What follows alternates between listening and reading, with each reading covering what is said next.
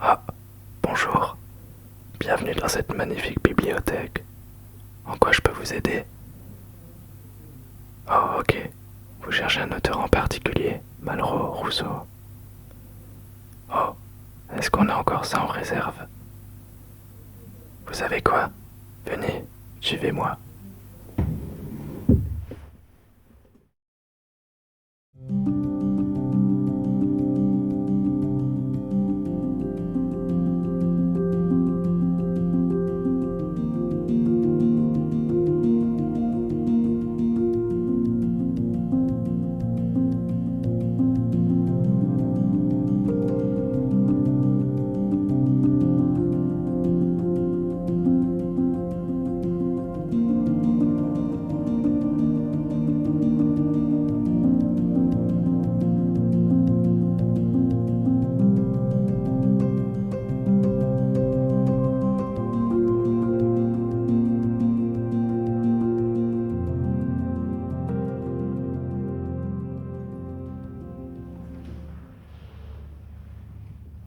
Aujourd'hui, je vais te lire Vive la vie de Alphonse Allais, publié en 1892.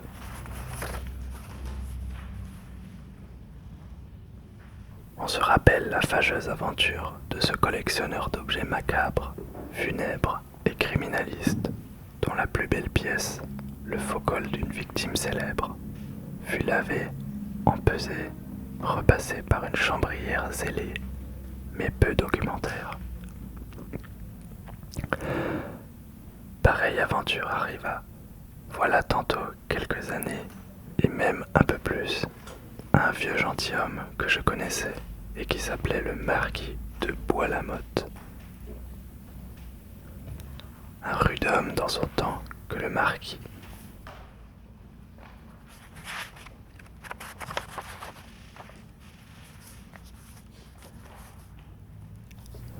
Riche, solide, beau gars, inlassable trousseur de jupe, craignant pas Dieu et camarade du diable, Bois-la-Motte était la terreur de tous les maris des voisinages. Je dis des voisinages au pluriel, car le marquis, alors grand propriétaire foncier en même temps que nature frivole et baladeuse, changeait de voisinage comme de chemise. Hélas, on ne peut pas être et avoir été, comme l'a si bien observé Francisque Sarcey, notre oncle à tous. Le marquis de Bois-la-Motte avait vieilli, ses anciennes bonnes amies aussi.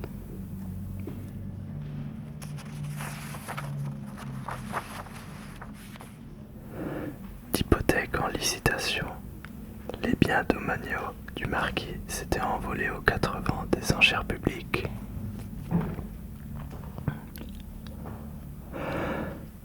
Ses écus avaient tellement sonné d'une aphonie cruelle, s'en étaient suivis, en étant trébuchés, que l'œil le plus exercé n'en trouvait plus trace, hormis pourtant dans la bourse des autres.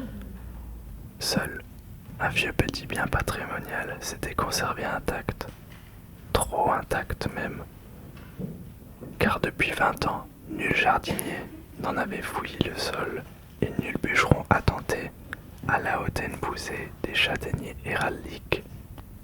Revenu de tout, solitaire, le marquis s'était un beau jour découvert, en son vieux cœur parcheminé, une fibre fraîche.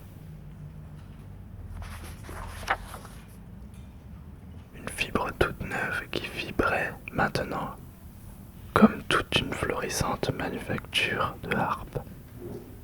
Bois-la-Motte avait été pris de la manie, de la rage, du délire de la collection. Et la drôle de collection.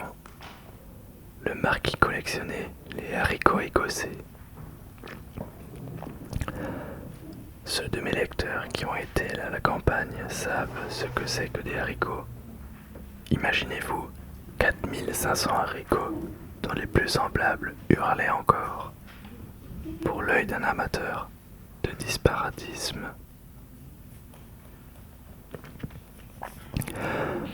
Il y en avait des blancs, des noirs, des bleus, des rouges, des violets.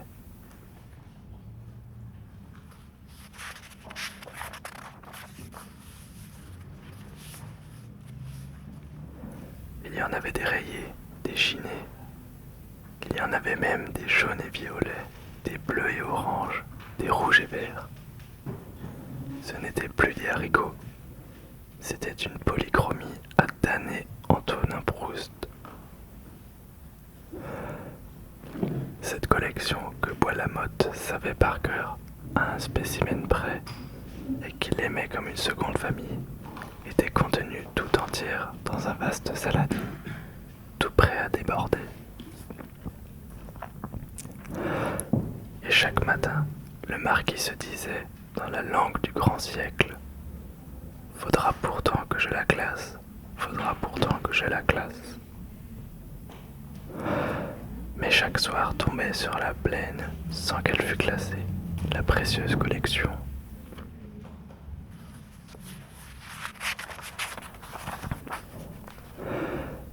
C'était par une radieuse matinée de printemps. Bois-Lamotte venait de sortir avec son vieux chien et son vieux fusil pour tuer de jeunes lapins. Peu après, la cloche rouillée du château rendit des sons voilés, déjà pas trop agréables en eux-mêmes, mais rendus plus inhospitaliers encore par le grincement discourtois de la tringle oxydée.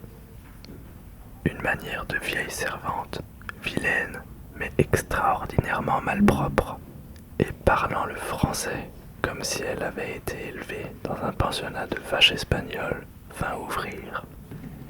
Qui que c'est que vous voulez? Monsieur le marquis de Bois-Lamotte. Il n'est pas là. Va-t-il rentrer bientôt? Je sais dit, moi, je sais dit.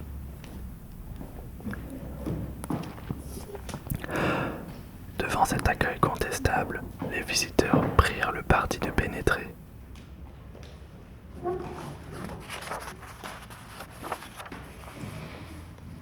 Je suis le neveu de monsieur de Bois-Lamotte, dit le monsieur, et voici ma femme. Nous attendrons mon oncle au château. La marche, le grand air avaient sans doute donné de l'appétit aux visiteurs, car la jeune femme s'écria: si on préparait le déjeuner en attendant. Consultez. La vieille petite servante leva au ciel ses vieux petits bras, marmonnant son éternel « Je sais dit, moi, je sais dit ». La nièce du marquis prit alors un ton d'autorité. « Allez me chercher des œufs, tordez le cou à un canard, et plus vite que ça. » Puis, furetant dans les appartements, elle découvrit de fameux saladiers aux haricots. Alors se passa un fait, probablement unique dans l'histoire des collections.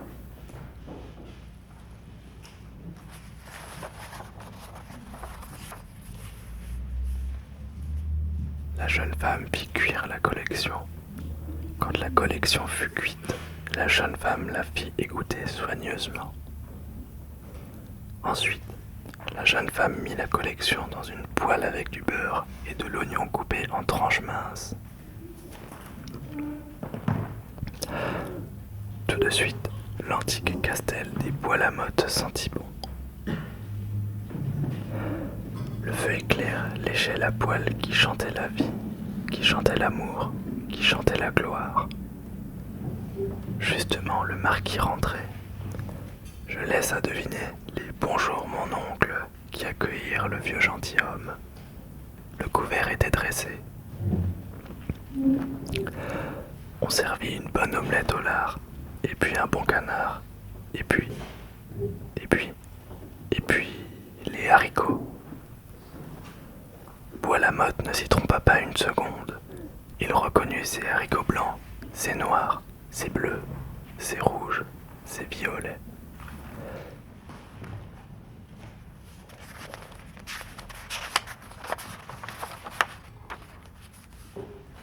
Il reconnut ses haricots jaunes et violets, bleus et oranges, rouges et verts. Le marquis se leva tout droit, battit l'air de ses grands bras secs et s'effondra en arrière sur une vieille pendule Louis XIII qui n'avait sûrement pas marqué 20 minutes depuis Henri IV. Il était mort. Moralité, blaguez des collectionneurs tant que vous voudrez, mais ne leur faites jamais manger leur collection, même à l'oignon. Chigneux. Quand on découvrit un beau matin Monsieur le baron, coup d'œil de travers, assassiné dans son petit bois des pistoquettes, la rumeur publique fut unanime à désigner comme coupable le nommé Chigneux. Ce Chigneux était un paysan ni propriétaire, ni fermier, ni journalier, ni commerçant, ni industriel, ni rien du tout.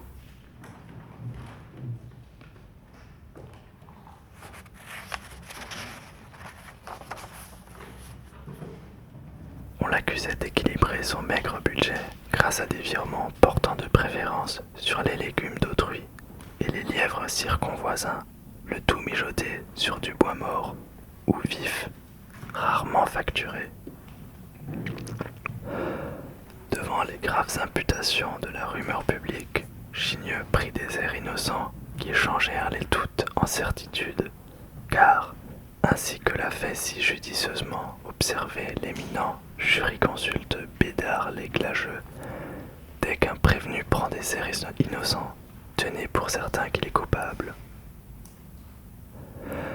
Le brigadier de gendarmerie procéda à une enquête qui ne prouva pas grand-chose et à une perquisition qui ne découvrit rien du tout.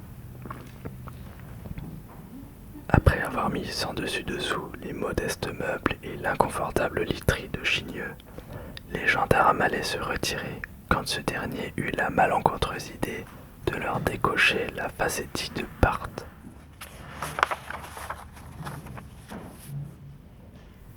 Désignant son pauvre intérieur dévasté comme par un tremblement de terre. Et l'on prétend, ricana-t-il, que vous êtes les représentants de l'ordre.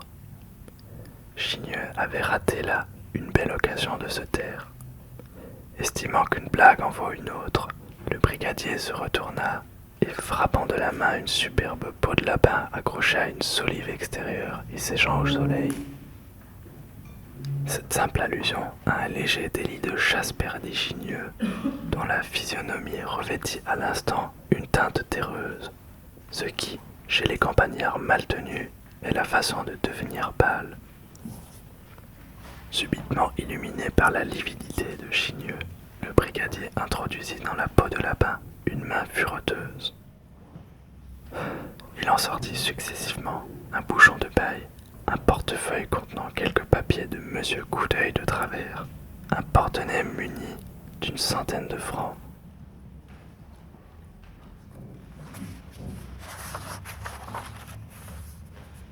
Et enfin une montre aux armoiries et initiales du feu baron. Si vous imaginez que Chigneux fut le moins du monde interloqué par cette extraction, je vous engage à rayer cela de vos tablettes. Chigneux fut indigné tout simplement. « Ah, nom de Dieu, de bon Dieu, de tonnerre de Dieu !» s'écria-t-il. « Si je connaissais le bougre de Galvaudeux qui est venu me foutre tout ça dans ma peau de lapin !» En beaucoup moins de temps qu'il n'en faut pour l'écrire, et sans qu'on prêtât la moindre attention à sa colère, Chigneux fut menotté et incarcéré à la prison de Caen. À l'instruction, Chigneux changea ses batteries. Il avouait maintenant sans avouer. Eh bien, oui, c'était lui qui avait tué le baron, mais pas pour le voler, grand Dieu. Chigneux était braconnier, et tout, mais pas voleur. Pourtant, objectait le juge d'instruction, et le porte-monnaie, et la montre.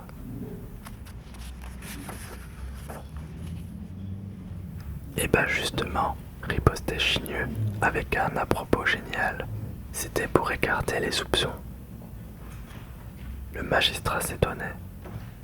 Eh ben justement, c'était pour faire croire à un vol. Et Chigneux détaillait avec 1000 détails une obscure et touchante histoire d'amour. Une jeune fille l'aimait qui l'aimait aussi. Il allait l'épouser quand le baron Coup d'œil arriva et, à coup d'or, séduisit la petite. Alors, n'écoutant que sa passion, Chigneux, une nuit guetta l'infâme. Un coup de fusil, pan, ça y est. Quant à dire le nom de la jeune fille, jamais de la vie. Chigneux était braconnier et tout, mais pas médisant. La version du crime passionnel s'accrédita vite dans le public.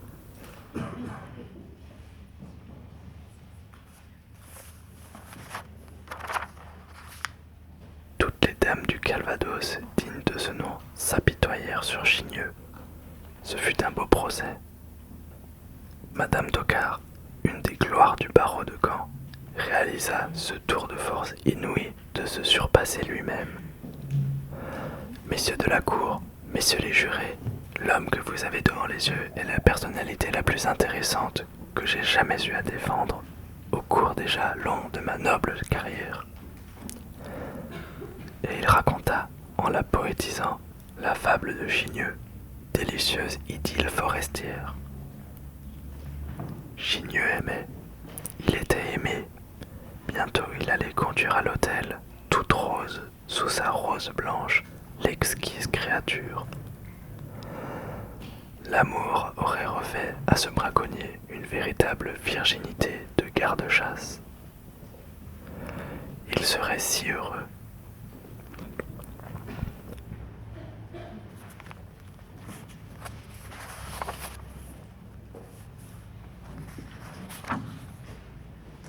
Et voilà qu'à Auberoville est débauché, versé à torrent, sur tout ce bonheur, le désespoir et la honte.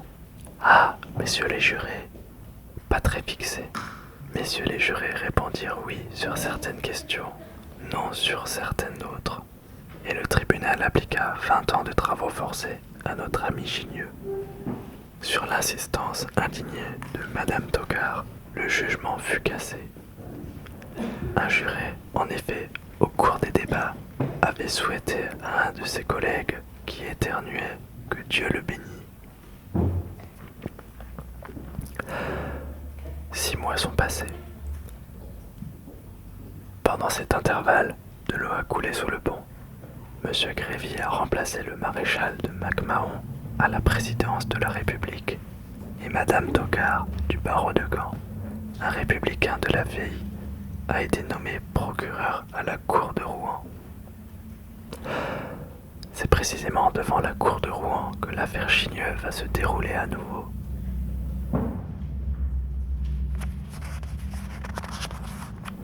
En apprenant le nom de l'avocat pêcheur, Chigneux poussa un cri de joie. Celui qui était mon avocat à Caen. Le même. Ah, bah me v'là tranquille, à cette heure. C'est un camarade celui-là. Madame Tocard se leva pour prononcer son réquisitoire. Messieurs de la cour, messieurs les jurés, l'homme que vous avez devant les yeux. Chigneux était radieux. Évidemment, Tocard allait répéter à ceux de Rouen ce qu'ils avaient dit à ceux de Caen. L'homme que vous avez devant les yeux, reprit gravement le procureur, est la personnalité la plus dangereuse, la brute la plus redoutable qui m'ait été donnée de contempler au cours de ma longue carrière de criminaliste. Pour le coup, Chigneux perdit de son assurance dans des proportions de 75 à 80%. Le réquisitoire continua sur ce ton, plutôt malveillant. Quand on demanda à Chigneux s'il avait quelque chose à ajouter pour sa défense, il se leva et désignant du doigt le procureur. « J'ai qu'une parole à dire, messieurs, » se prononça-t-il. « C'est que, pour du toupet, cet homme-là a du toupet. » Et il se rassit tranquillement. La réponse du jury fut affirmative sur tous les points, muette sur les circonstances atténuantes. Le tribunal, etc., condamna Chigneux à la peine de mort. Heureusement, nous vivons sous un prince ennemi de la peine de mort. Jules Grévy gracia Jules Chigneux, lequel fut à bref délai embarqué sur un paquebot en partance pour la Nouvelle-Calédonie. Là, Chigneux se conduisit bien. Il fut l'objet de diverses faveurs successives et obtint une concession. Plus tard, il épousa une charmante jeune fille condamnée à 20 ans. Bref, Chinieux serait actuellement le plus heureux des hommes sans la cruelle nécessité où il gémit d'avoir à mépriser la magistrature et le barreau de sa belle patrie.